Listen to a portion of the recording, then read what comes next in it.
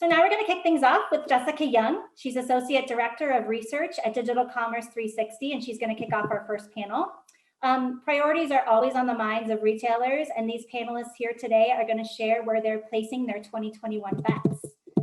Jessica and panelists, welcome.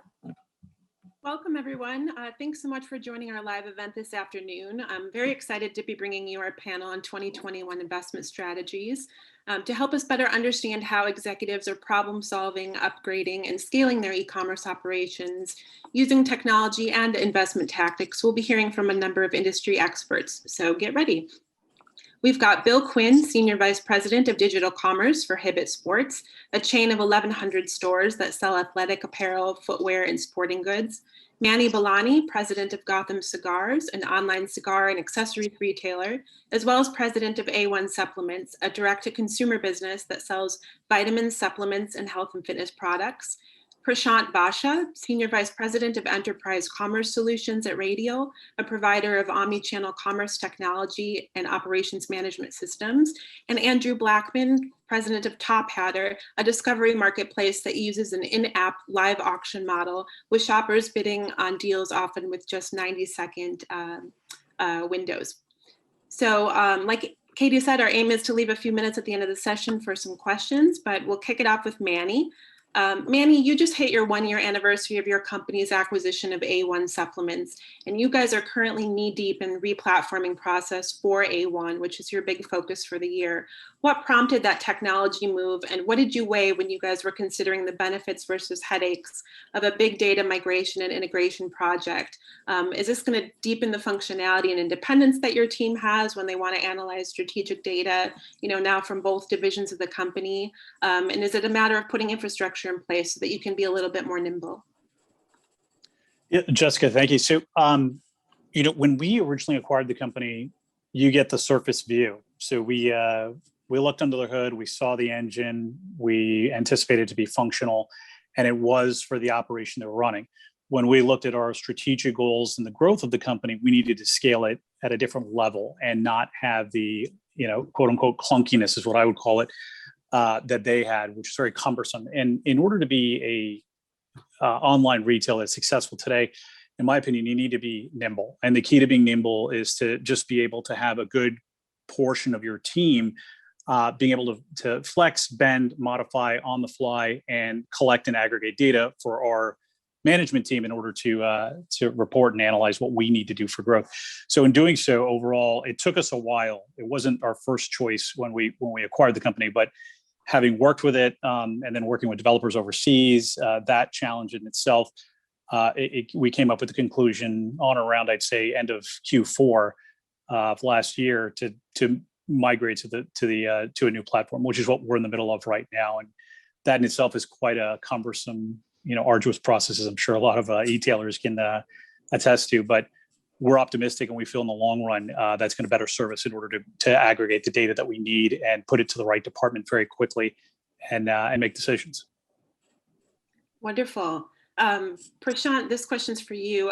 In her keynote address earlier, my colleague Lauren Friedman went over the results of a Digital Commerce 360 survey of more than 100 retailers that we conducted earlier this year. And one of my big takeaways from that data was that retailers are really focused on customer experience and technology and systems, which landed in the top 3 investment priorities for 2021.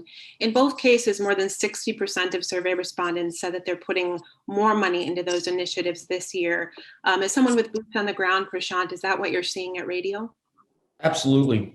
So first off, thanks for having me. It's great to be here today. In terms of retailers and e-tailers, just as Manny said, it is about flexibility and being nimble. And Bill Quinn can attest to this. I'm sure Andrew can as well. You need to have the right systems as well as the right processes in order to effectively enable your operations, ultimately about customer experience. So one of the things that we know is very fickle today is customer loyalty. There's more options than ever before. There's more flexibility in terms of where you get your goods from, who you have the ability to shop with, and having that flexibility in your systems and your processes is extremely key. So, for example, I hear about flexibility, nimble around people, teams, aggregation of data from Manny. The same thing is really from an inventory perspective. So we help a lot of our customers, such as Bill and Hibbett Sports, ensure that they're fulfilling from the right place within their supply chain, especially given the times during the pandemic, which thankfully we're now, I think, coming out of to some extent. But when you had the regulations of you can ship from certain places, you can't ship from certain places, certain stores are open, certain DCs have inventory that may not be available to ship to store, how do you then get the product to the customer when they want it? And that became ever critical during the pandemic. And the point of e-commerce and the importance of it, where you had consumers that were only in-store shoppers, inclusive of my parents, let's say, really moving to e-commerce, that flexibility is only that much more predominant going forward. And I don't think that's going to regress. So absolutely seeing the same trend, investment in systems, investment in processes, investment in the right data in order to make the right decisions to ultimately impact that customer experience. Absolutely. And this kind of leads into our next question for Bill. Hibbett started out 2020 with a fair number of omnichannel offerings: BOPUS, reserve online, pick up in store, ship from store, return from store. But you guys really furthered that commitment after the pandemic broke out with even more robust options. You launched curbside last March and ship to store last May. I know Hibbett doesn't break out omnichannel sales, but there's no doubt that these programs helped drive the company's e-commerce growth of nearly 90% in 2020.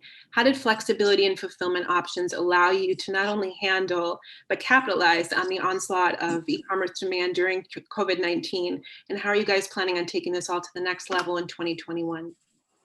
Yeah, good question. And thank you, Jessica, for having me. Prashant definitely touched on this quite a bit. And, it is, like you said, about flexibility was absolutely key. So programs and flexibility, and we use Radial for a lot of that. And what we're able to do is, number one, during the height of pandemic, is be able to keep up with orders.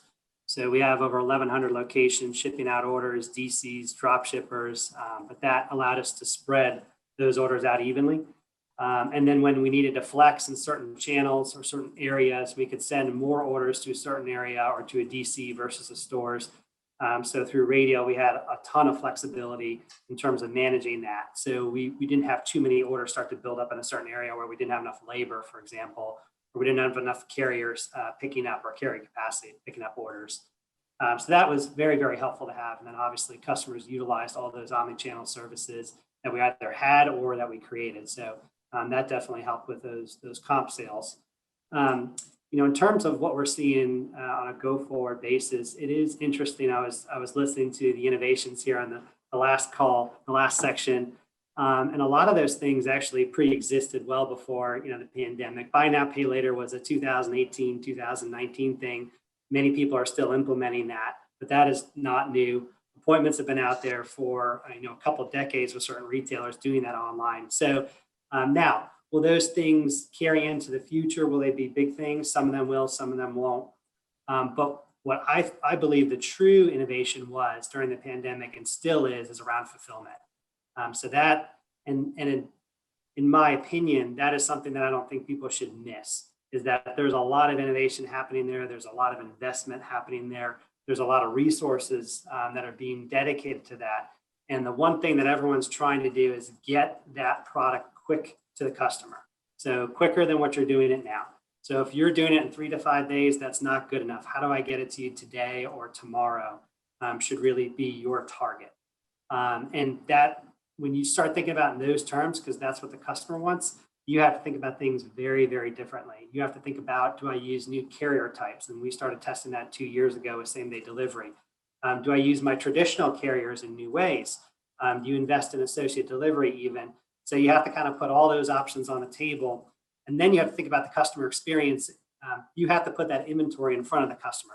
So if there's local inventory, how do you put it in front of the customer and tell them you can get it in 1 to 2 days? A la Amazon's been doing that now for more than a decade and a half with Prime. It's like, here's everything you can get in 2 days. So that's really where I think a lot of the innovation is, and a lot of where our thinking is in terms of future. Absolutely. I don't think you're alone on that, Bill. Thank you so much for that insight. For you, Andrew, you guys have said that Tophatter is positioned kind of at the intersection of gaming and discovery-focused bargain hunting. Last month, the company announced the launch of 2 in-app games where customers can earn points and redeem rewards to personalize their shopping experiences. receive special advantages that can give them an edge when they're in the midst of the bidding process, and even apply credits to purchases.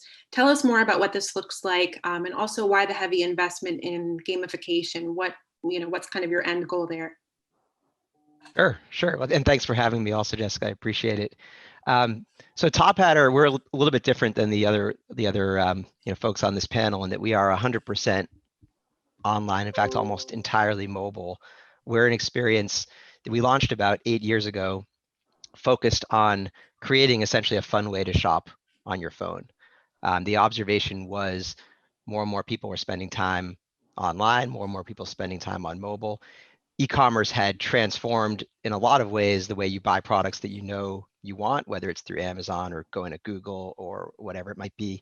But in terms of discovery and in terms of entertainment, there weren't really a lot of fun shopping experiences on your device. And if you looked in the App Store in the early days, and even today, if you own an Android phone or an Apple phone, you'll see that almost all the top apps are games.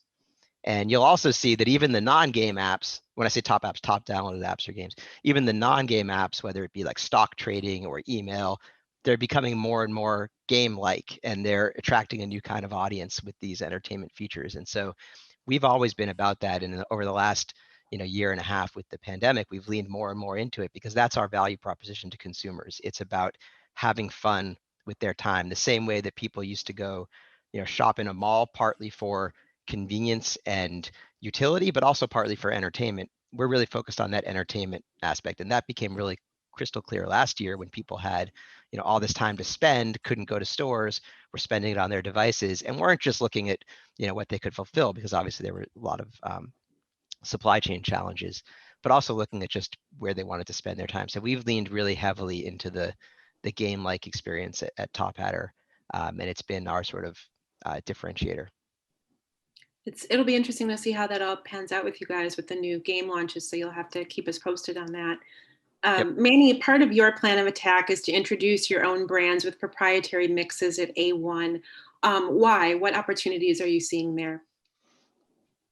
Well, there's a couple opportunities we've seen. First, they had the company A1 prior to my involvement had in play a few brands, maybe 5 to 10 SKUs. What I noticed on them is it wasn't an area of emphasis for them with their sales. Although it was a very competitive product, it was priced well, and these products could stand toe to toe in terms of ingredients and formulas. So that's an area that we want to expand on, which will allow us to also expand on margin and allow the customer to have an everyday low price on a very comparable type of product that they're using now that's well known in terms of names, that we can offer and it'll be exclusive to us. Those are some things that we're looking at from the business model standpoint. The second part to it that I feel is essential to what we're doing is, with the supply chain disruptions and the challenges of a lot of larger manufacturers that they're encountering, comes a challenge of procuring ingredients. So that became a big hurdle, and we saw supply chain lead times go from, let's say, 8 weeks during the pandemic to maybe 16 or even 18 weeks. In doing so, we were able to find smaller manufacturers that would partner with us to work on our private label, our formulas that we're looking to roll out, and be able to procure the ingredients that we're looking for, obviously in smaller quantities. And recently, this past month, I brought aboard a head of R&D in order to do so, and we're partnering somewhat exclusively at this point. That's what's in discussions with a smaller manufacturer and helping them get off the ground. So I think that will allow us to have stock for products that currently have 18-week lead times, and give us that sort of exclusivity of the products that we want to roll out that are only available at A1. Fantastic. Prashant, here's a follow-up question for you. Like many other retailers, Hibbett's business model depends partly on drop shipping, and omnichannel is really becoming a growing share of their revenue. But both factors complicate a company's fulfillment network. It adds a lot of complexity. There are more criteria to take into account. What should retailers be thinking about to this end in order to scale? Yeah, so a couple of things. I appreciate the question, as well as wanted to touch base on what Manny just talked about as well, which is reduction of lead times and inventory availability across the network, across the globe. And you talk about, what Bill just mentioned in terms of having, I think, 11,000 suppliers and the complexity of a network in terms of getting the right inventory from the right place at the right time to the consumer. That's the goal. I think Bill said it great, right? Consumer expectation, especially with Amazon, is that I want it here today, if not tomorrow. And the number of boxes that show up outside my doorstep on a daily, weekly basis is not decreasing over time. I think it's only increasing over time as we have more and more buyers within the house, as an example. So when we think about order management systems and we think about fulfillment operations and the combination all thereof, the more complex the network, the more the need to make the investments that you referenced earlier from the keynote around the right business systems. So being able to orchestrate orders, I was thinking about Don's 6 items, adapting to a less reliable supply chain. You got to have the right inventory available in the right location. Last minute shoppers is all about order orchestration. How can you help them get what they want when they need it? Which means you have to orchestrate and source the inventory from the right place as quickly as possible, but taking various factors into account, such as labor cost, such as transportation costs, such as lead time, the websites to avoid in-store, lines and chaos. That's the whole ship from store, BOPIS and BOPAC. So this flexibility and the continued excellence in the fulfillment operation, whether that be in the store or from the DC or from a supplier, and again, making sure you have a consistent experience all the way through. That is the investments that retailers are having to make, whether you're an e-tailer, whether you're a retailer, whether you're looking to do brick and mortar and ship from. All those things need to be taken into account at the end of the day, which is why, again, we're seeing more investment in order management systems, more advancement in robotics, more advancement in fulfillment options, because it's all a matter of continuing to get better, faster, more efficient, again, for the end sake of the customer. For sure. Bill, you said mobile has been a big driver of growth for Hibbett and that your app is a really large piece of that. And that even ties into your omnichannel initiatives. Tell us how your shoe launch program has become a hit and how that requires linking into your inventory management system. And are you guys doubling down on that technology investment this year? Yeah, so we are doubling down on that, but just starting at the highest level possible. Obviously mobile is a big growth factor for everyone. Mobile app is probably even bigger than that if you look at mobile web traffic versus mobile app. But the big thing for a mobile app is to have something in it to give the customer a reason to download. So why do I go to your mobile app versus going to your mobile website? So the functionality that we have in the mobile app is only available there. And that's with our high heat launch shoes. So those are really high heat sneakers. You may have 100,000 people that want 10,000 pairs or 1,000 pairs. So they're going to be sold very, very quickly. So someone would go into the app, they would join our raffle system, which is they put their name in. And if they happen to win, then they have the right to purchase that shoe. And so that's our biggest omnichannel system by far, because it's the app. But then there's also a website we have in our stores to manage that process where they check inventory. They know what the winners are. They set aside the inventory for the customer to come in and pay, et cetera. So that has worked extremely well for us. Especially considered during the pandemic, that spaces people out because we know when people are going to arrive. And so there's all sorts of benefits around that, as well as collecting customer information, which we use to personalize future communication. So yeah, we will plan to invest in mobile, and then in particular in our launch system. Those will be ongoing investments for us. That's very exciting. Manny, let's turn back to you for a second. With the A1 acquisition, you're now running 2 companies that do have some Venn diagram overlap, with both cigars and supplements being in the consumable, merchandise category. But you also now find yourself in a position where you're needing to juggle very different sales channels and marketing tactics. Tell us about your to-do list this year now that A1 affords you some opportunities where Gotham Cigars was more limited. Yeah, it's a different bucket that we've had to look at and really get some training and understand the omni-channel presence of a vitamin supplement retailer. What we've been used to in the tobacco category, we've never had the ability to do any paid or display advertising. So we were limited. We could not sell on eBay, Amazon, any alternate marketplaces, Etsy, Walmart, and any paid ads through Google. So essentially it left us up to SEO and really affiliate marketing. So our marketing from the cigar side was relatively narrow. And I've had other businesses in the past in this broader spectrum. And going back to it today than when I had those other companies 7 or 8 years ago, it opens up a whole new change of how to market. What we did in display advertising then is completely different than what we would do now. So we at once had to take on our feed to send out to various different channel platforms, as well as managing the paid to look at our return on ad spend. These are the types of things that we've now created our department for, and being able to bucket in order to understand the data better and be able to spend accordingly and know where to spend.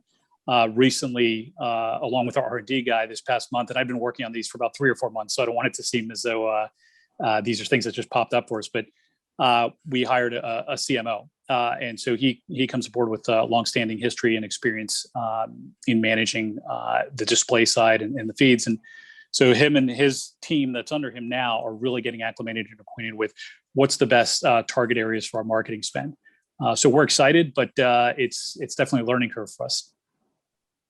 Absolutely. And that's a challenge, but an exciting one for you guys, I'm sure, as you have this whole new world open to you now. Prashant, product scarcity was a huge issue during the pandemic, and retail inventory has always been difficult from an accuracy standpoint. How have you seen retailers problem solve on this product availability front?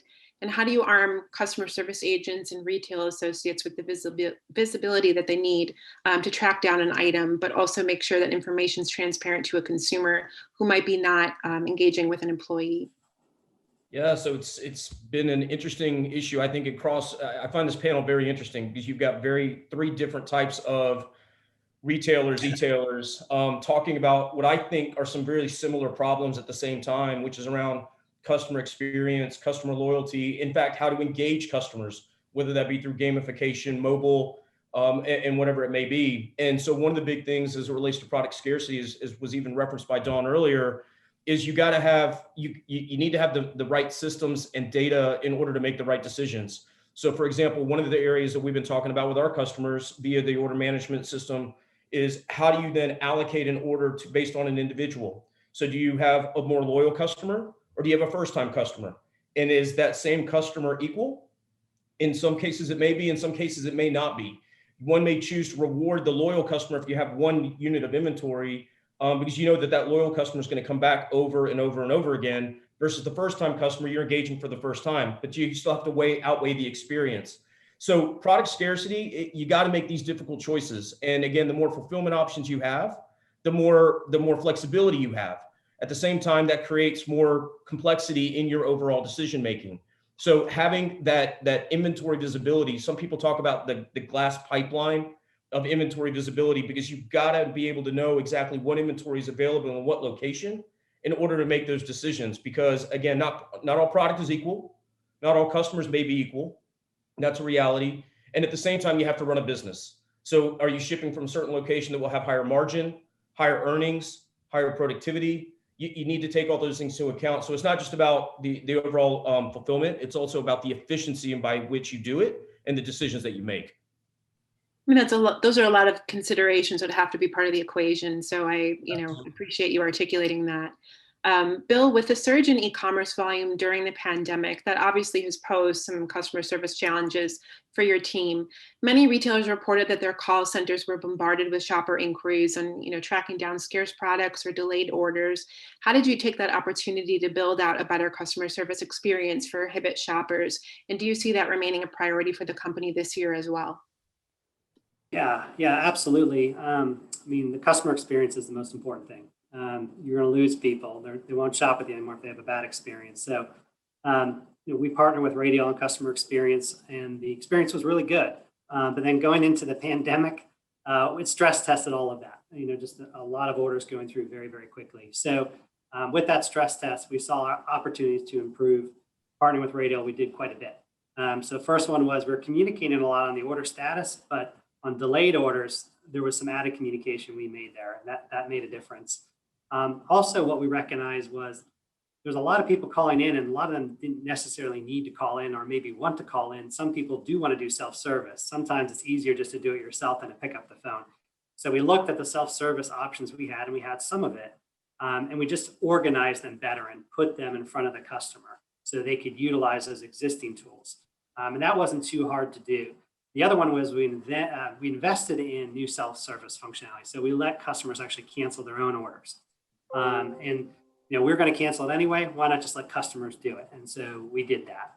Callback technology, if you're waiting longer than 10 minutes, we'll call you back. And added convenience, that's also something that we partner with Radial in terms of turning that on. So much better experience. And then the other thing that we saw was just a lot of lost packages out there. Either the carrier was losing it or maybe they were getting stolen. So we partner with a company called Wrap to provide package insurance. So every package we ship is insured. And the net effect of that was a pretty dramatic reduction in contacts per order. So we're very happy with what those improvements did for us. Great. Andrew, here's one for you. I'm curious to see how you guys set your investment strategies at Tophatter. What goes into that conversation when you're prioritizing your wish list? Yeah, so actually it was interesting to hear Bill talk about the raffle they had in their mobile app, because it's not surprising to hear that that's one of the more successful features on mobile.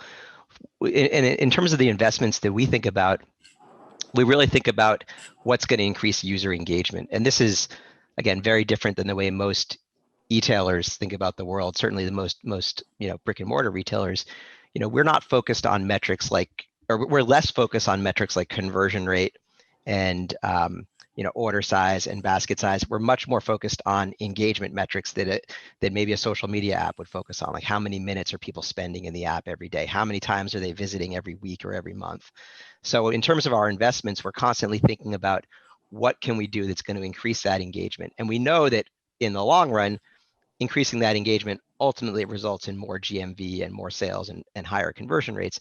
But those aren't the metrics that we focus when we think about investments. We think about how you get people to spend more time. And so about a year and a half ago, we launched, like a lot of games out there, we launched our own in-app currency. And so, we have a bunch of ways that we've created for people to earn value that they can then spend in the app, and a bunch of hooks that bring you back to earn more points and to redeem those points at various places. And so that's been a big focus of our investments.